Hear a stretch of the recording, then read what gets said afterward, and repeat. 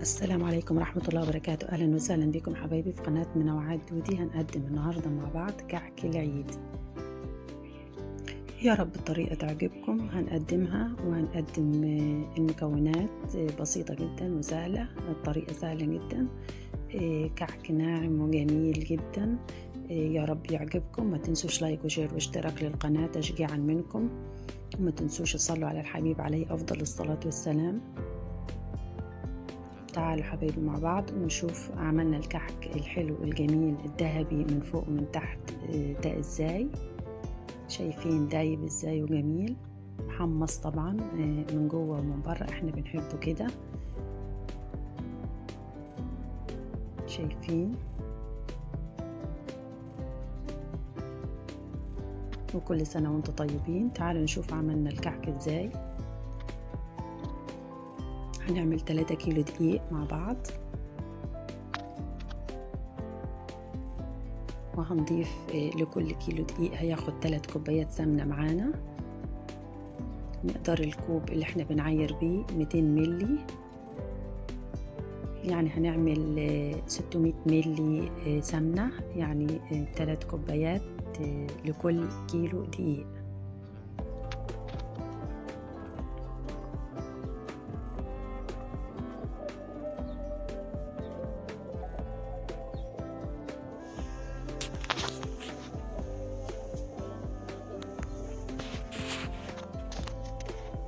هنضيف دقيق والسمسم ومعلقة صغيرة ملح، ونقلبهم مع بعض كويس.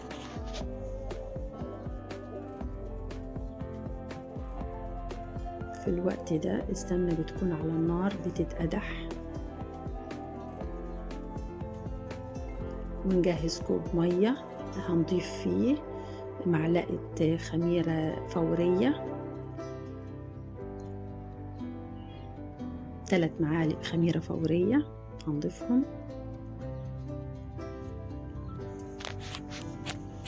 لكل كيلو دقيق هيكون معلقة خميرة صغيرة ومعلقتين سكر علشان ينشطوا الخميرة.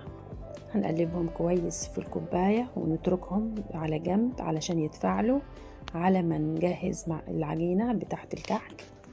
اتقدحت السمنة معانا كويس على النار.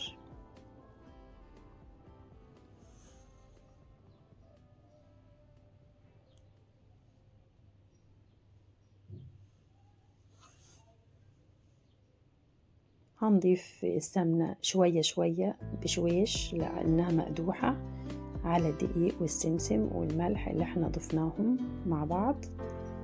هنحاول نقلب بشويش خالص علشان السمنة مقدوحة على النار.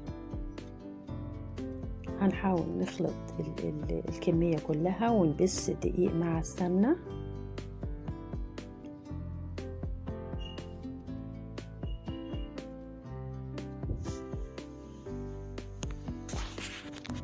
صلوا على الحبيب عليه أفضل الصلاة والسلام، وتابعوا معايا الفيديو للآخر بإذن الله هيعجبكم. كده ضفنا كل السمنة. هنحاول نقلب المكونات لأن السمنة سخنة جدا، مش هنقدر نحط إيدينا دلوقتي. لما السمنة تبرد شوية هنحاول نبسها على قد ما نقدر علشان السمنة توصل لكل حباية في الدقيق. وهنبدأ نضيف المية. لكل كيلو دقيق هياخد معانا 3 كوبايات مية.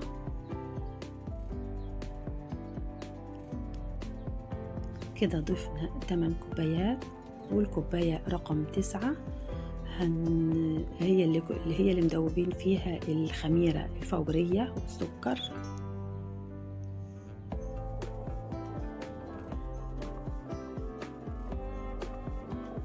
علشان المقدار يبقى مظبوط معانا هنبدأ نحط ايدينا علشان نقلب الخميرة كويس جدا في العجينة. بعد ما هديت شوية هنقلب فيها الخميرة كويس جدا ونحاول نلم العجينة. احنا مش بنعجن، احنا هنلم العجينة علشان ما تعصبش معانا، ما تعملش عرق وتبقى دايبة.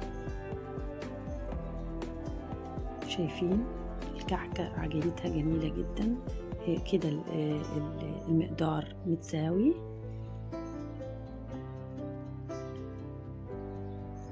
مقادير مظبوطة. هنلم العجينة كويس جدا، وممكن طبعا نضيف بدل المية حليب، بس المية بتدينا عمر أطول للكعك. يعني الكعك هيعيش معانا عمر أطول لما احنا بنزوده مية مش حليب. إنما لو هتعملي كمية صغيرة وعارفة إنها هتخلص بسرعة، عادي تزيدي حليب بدل المياه. طبعا بالحليب هيكون طعمه أجمل بكتير، بس هيخلص معانا بسرعة كده، مش هيبوظ معانا. لكن لو عارفين إن الكمية كبيرة اللي هنعملها وهتقعد معانا فترة، فيفضل إن احنا نزود لها مية بدل الحليب علشان تعيش معانا أكتر. شايفين العجينة جميلة ازاي، مظبوطة، والمنقاش ماشي فيها كويس جدا ما شاء الله.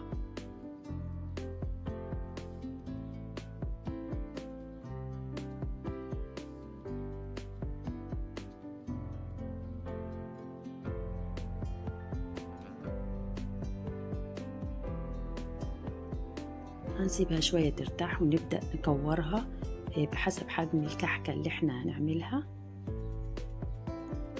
زي ما انتوا شايفين كده.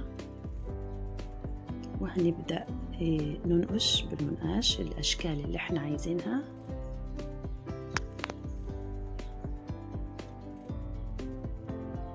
ده شكل خطوط عكس بعض كده، شكله جميل جدا. شايفين شكل الكحكة جميل ازاي. وطبعا المنقاش أجمل بكتير من القوالب اللي احنا بنطبعها طبع دي. طبعا المنقاش ليه فرحته في العيد، بنتلم كلنا وبنشتغل بالمناقيش، ليها فرحة طبعا. كل سنة وانتم طيبين.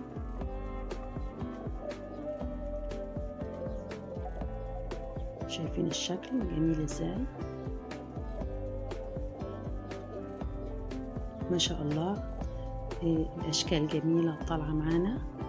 صلوا على الحبيب عليه أفضل الصلاة والسلام. ما تنسوش ذكر الله، سبحان الله وبحمده، سبحان الله العظيم.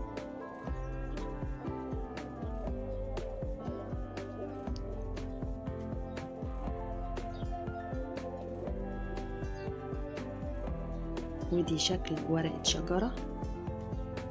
شايفين الشكل جميل ازاي.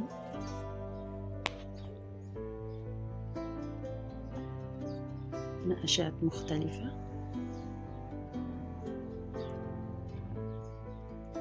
هنبدأ نسويها في الفرن ونراقبها.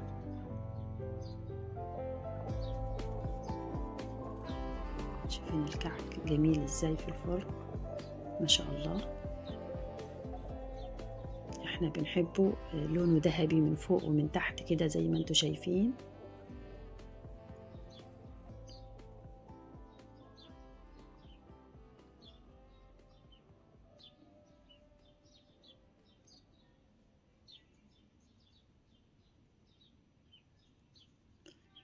طلعنا الكعك وسبناه برد، وعملنا جزء بالسكر زي ما انتوا شايفين، السكر بودرة، وجزء هنسيبه سادة. في ناس بتحبوا تشربوا كده مع الشاي بدون سكر.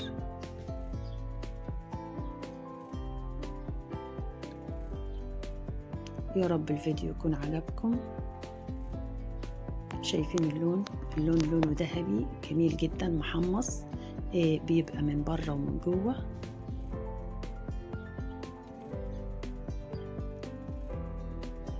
جربوه بنفس الطريقة هيعجبكم بإذن الله.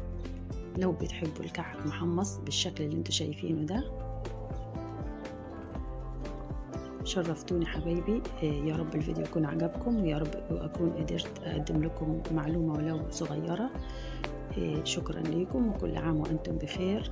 ما تنسوش لايك وشير واشتراك للقناة تشجيعا منكم، فضلا وليس أمرا. شكرا لكم حبايبي، والسلام عليكم ورحمة الله وبركاته.